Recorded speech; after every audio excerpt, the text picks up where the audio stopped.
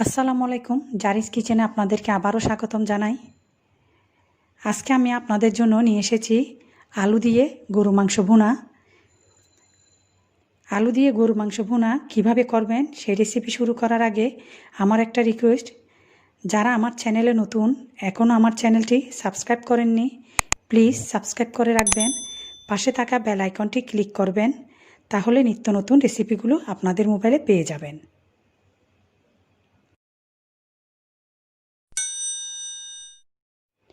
প্রথমে শুরুতে আমি হাফ কেজি গরু মাংস ভালো করে ধুয়ে নিলাম।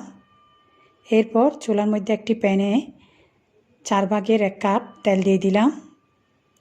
3টা এলাচ, 3টা দারুচিনি, 6-7টা লবঙ্গ তেলের মধ্যে ছেড়ে দিব।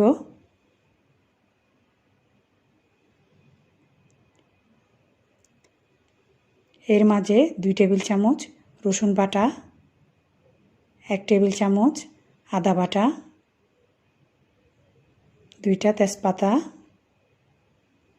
1 কাপ পেঁয়াজ বাটা দিয়ে দিলাম। এখন হালকা একটু বেজে নিব।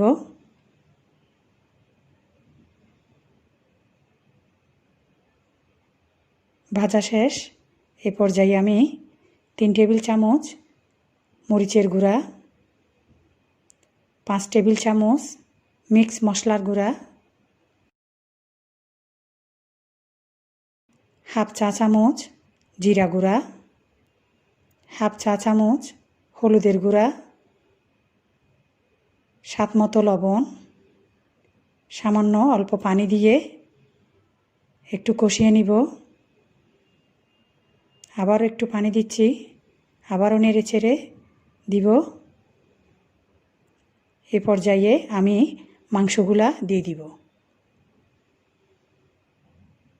মাংস দিয়ে এখন মাংসের সাথে মশলাগুলা ভালো করে মিশাই নিব। হাফ কাপ পানি দিয়ে দিলাম। পানি দিয়ে আবারও নেড়ে চেড়ে 20 মিনিটের জন্য ঢাকনা দিয়ে দিব।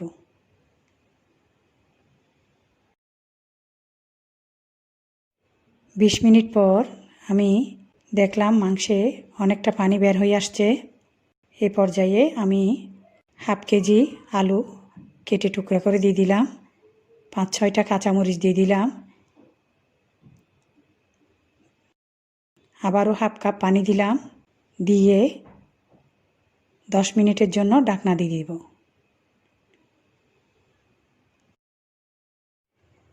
10 মিনিট পর মাংসের ঝোল অনেকটা শুকিয়ে এসেছে। এই পর্যায়ে আমি চুলাটা অফ করে দিব। একটি প্যানের মধ্যে 2 টেবিল চামচ তেল দিয়ে দিলাম। একটা পেঁয়াজ কুচা করে দিলাম। পেঁয়াজ বেরেস্তা হয়ে গেছে। মাংসের মধ্যে পেঁয়াজ বেরেস্তা দিলে আলাদা একটা সেন্ট আসে, মাংসের স্বাদ দ্বিগুণ হয়ে যায়। এখন আমার আলুর গরু মাংস ভুনা হয়ে এসেছে। আমি একটা ডিশে নিয়ে নিলাম।